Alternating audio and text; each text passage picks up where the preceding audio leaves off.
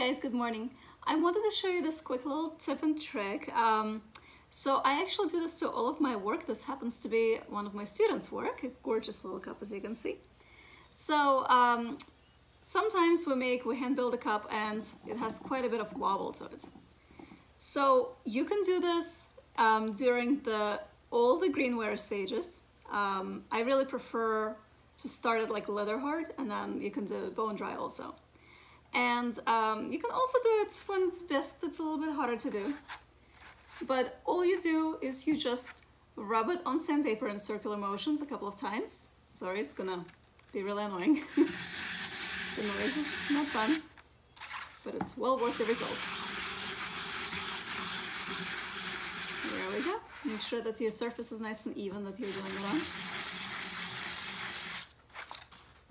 And let's see. No more wobble.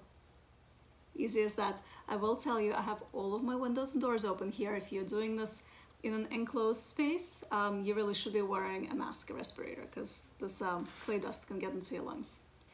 All right, that's it for my little trick for today. You guys have a wonderful Sunday, and I'll see you next week. Take care, bye.